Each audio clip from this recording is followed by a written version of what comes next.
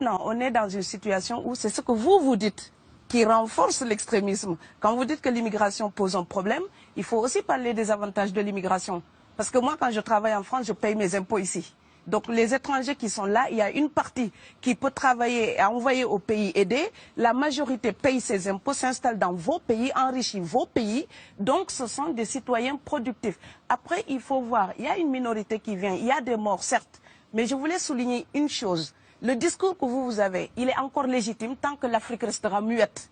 Et moi, aujourd'hui, je voulais m'indigner pour le silence de l'Union africaine. Les gens là qui meurent sur les plages, et je mesure mes mots, si c'était des Blancs, la terre entière serait en train de trembler. Ce sont des Noirs et des Arabes. Alors eux, quand ils meurent, ça coûte moins cher. Ici, j'étais venu en 2008 et j'avais dit, l'Union européenne, avec ses flottes de guerre, avec son économie, je vous dis une chose, si on voulait attaquer nos pays ici en Occident, il y aurait des moyens de se défendre. Donc si on voulait sauver les gens dans l'Atlantique, dans la Méditerranée, on le ferait.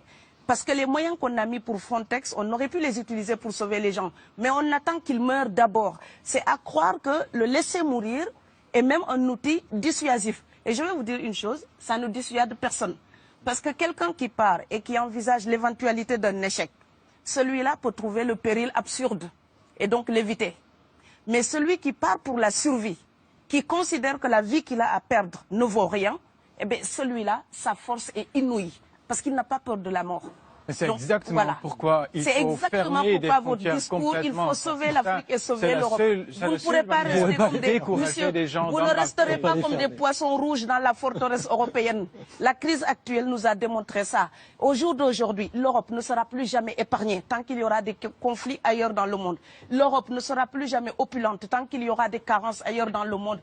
On est dans une société de la mondialisation où un Indien gagne sa vie à Dakar, un Dakarois gagne sa vie à New York, un Gabonais gagne sa vie à Paris. Que ça vous plaise ou non, c'est irréversible. Alors trouvons une solution collective ou bien déménager d'Europe parce que j'ai l'intention de rester.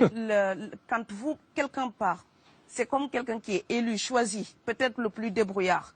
Et il y a tout un clan ou toute une famille qui pose son espoir sur cette personne-là. Monsieur, là, je vous vois bien habillé, bien nourri. Si vous étiez affamé chez vous, peut-être que votre famille serait ravie d'imaginer que vous pourriez aller gagner de quoi faire vivre les autres. Donc c'est aussi une solidarité qui est en œuvre. On laisse partir quelqu'un, on compte sur lui. Vous allez me laisser terminer. Et Schengen, entre guillemets Schengen, ça me permet d'être invité aux Pays-Bas, monsieur, donner des conférences dans vos universités. Quand ils trouvent que mon cerveau est convenable, là, ils l'utilisent. Par contre, ils sont embêtés à l'idée d'avoir mon frère, qui n'est pas aussi diplômé que moi et qui pourrait avoir peut-être envie de travailler dans le bâtiment. Donc, vos pays deviennent schizophrènes. On ne peut pas trier les gens comme ça avec les étrangers utiles et les étrangers néfastes. Et la deuxième chose que je veux dire aussi, c'est que les Européens, là, on voit des Africains qui viennent, d'accord? Ce mouvement, ce déplacement de population, on le voit. Mais on ne voit pas le mouvement des Européens allant vers les autres pays. Alors, celui-là, c'est le mouvement des puissants, ceux qui ont l'argent, ceux qui ont le bon passeport. Donc vous allez au Sénégal, vous allez au Mali, vous allez dans n'importe quel pays du monde, au Canada, aux États-Unis, partout où je vais, et je voyage tout le temps, je croise des Français, des Allemands, des Hollandais. Je les rencontre partout sur cette planète parce qu'ils ont le bon passeport. Donc, comme avec l'exotisme, l'Europe s'était arrogé le précepte unique, unilatéral, de l'exotisme. Les autres sont exotiques. Alors que pour quelqu'un de mon village, il n'y a rien de plus exotique que quelqu'un d'Amsterdam. Maintenant, pour l'étranger aussi, pour les voyages des temps modernes avec la mondialisation, quand les pauvres viennent vers vous, il y a des mouvements de foule qu'il faut bloquer.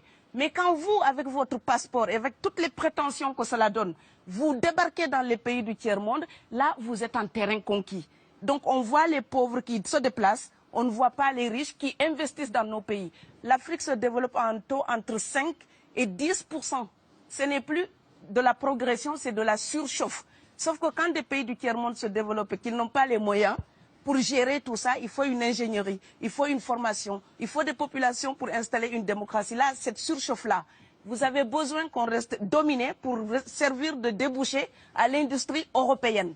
Alors il faut arrêter l'hypocrisie. On sera riches ensemble ou on va se noyer tous ensemble. Et je pense que l'Afrique et l'Europe, par exemple, sont là comme des enfants qui se regardent à travers un miroir déformant. Il serait enfin temps qu'ils se respectent, enfin qu'elles se respectent suffisamment pour pour que l'Europe arrête de nous envoyer ses déchets industriels pour construire avec nous de véritables industries, pour que l'Europe participe à ce développement et que l'Afrique, 60 ans après les indépendances, arrête de dire c'est la faute des autres. Au bout d'un moment, indépendance, c'est responsabilité. Si nous sommes vraiment indépendants en Afrique, nous sommes aussi responsables de notre destin.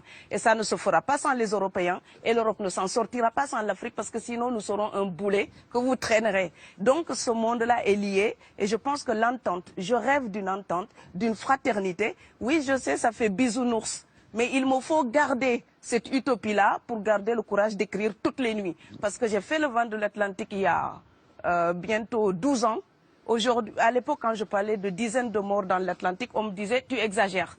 Maintenant qu'on les ramasse par milliers, je suis absolument triste de devoir réaliser tout simplement qu'en tant qu'auteur, je ne fais que répondre à l'injonction de Schiller. La dignité de l'homme est remise entre vos mains, gardez-la.